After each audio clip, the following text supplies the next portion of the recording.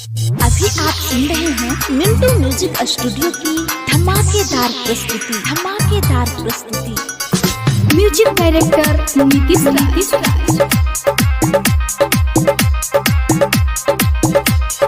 केसिया में गजरा सजने छै रे, अखिया में गजरा लगे ने छै, होठला हाली लगा के पगल ने छै रे, हमारो के लगे उगोले ने छै रे।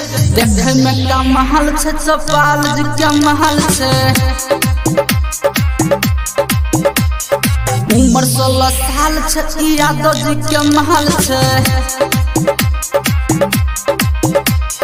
केसिया में गजरा सजने छै रे, अखिया में गजरा लगे ने छै, होठला हाली लगा के पगल ने छै रे, हमारो के लगे उगोले ने छै रे। देखे में का महल छै, चौपाल जी के महल छै। गहल दुनू लाल छै, ई सादा जी के महल छै। अभी आप सुन रहे हैं मिंटू म्यूजिक स्टूडियो की धमाकेदार नीतीश राज।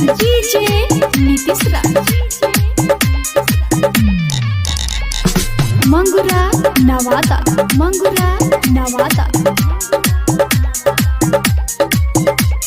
देखे में ई छोरी आइटम बम लागे छै रे, एकर पीछा में सब पागल छै रे, चुम्मा ले सब आई जागल छै रे, लहंगा उठा के छोरी नाचे छै रे।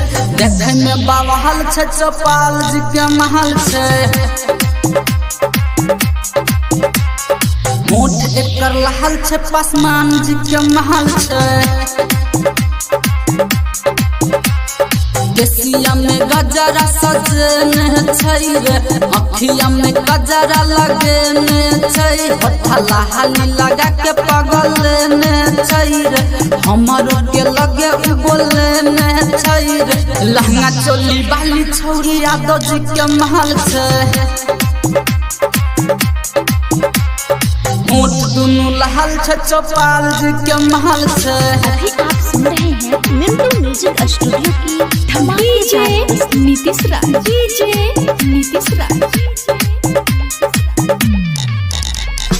मंगुरा नवादा।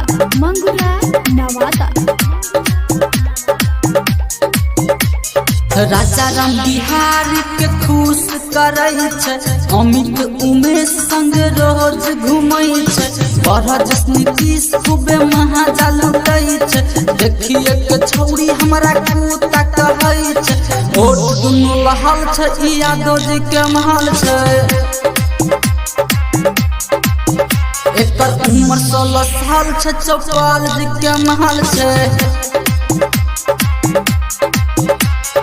केसिया में गजरा सजने छै रे, अखिया में गजरा लगे ने छै, होठला हाली लगा के पगल ने छै रे, हमारो के लगे उगोले ने छै रे।